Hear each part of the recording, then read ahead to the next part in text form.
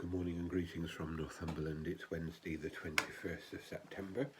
A bright late September morning. You can hardly see the candle burning behind me. It's so bright. And today is the feast day of St. Matthew the Apostle. I'm going to read the story that is associated with him in St. Matthew's Gospel, the one that is the Gospel for today. As Jesus was walking along, he saw a man called Matthew sitting at the tax booth. And he said to him, "Follow me." And he got up and he followed him. And as he sat at dinner in the house, many tax collectors and sinners came and were sitting with him and his disciples. When the Pharisees saw this, they said to his disciples, "Why does your teacher eat with tax collectors and sinners?"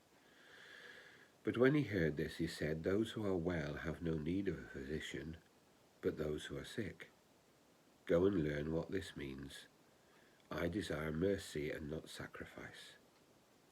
For I have come to call not the righteous, but sinners." As human beings, and me included, and maybe me especially, we set up barriers between different people.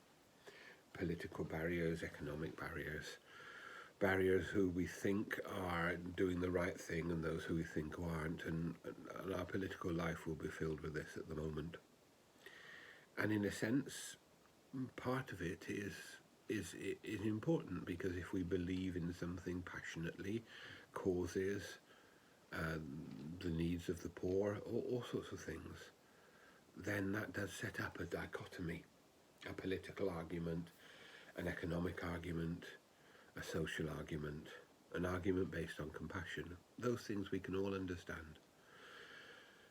And Matthew was part of a group that was ostracized by Jewish people because they were collaborators and cooperators with the Roman invaders. But what we have to realize is that God's love can cut through all this, and that God can call and people can respond from all parts of life and begin to walk the way of Christ. What the story of Matthew illustrates is that God is not limited in the way that we as humans are. God's love can reach into places where we could not think it could reach, and maybe where we would not think it would reach.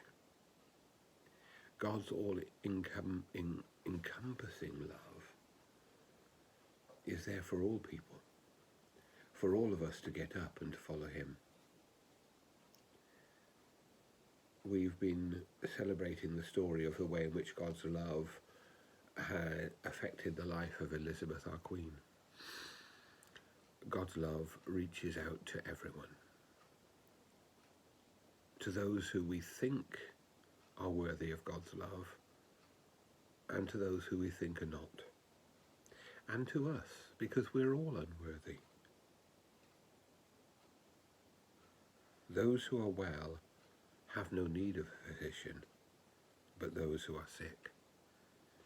We all need the redeeming and renewing love of God. Go and learn what this means. I desire mercy and not sacrifice. I've come to call not the righteous, but sinners.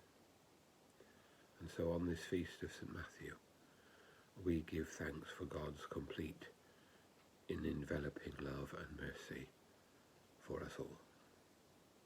May God bless us. May God bless the people of Ukraine. May God sustain us all in our needs and bring us to his love and mercy.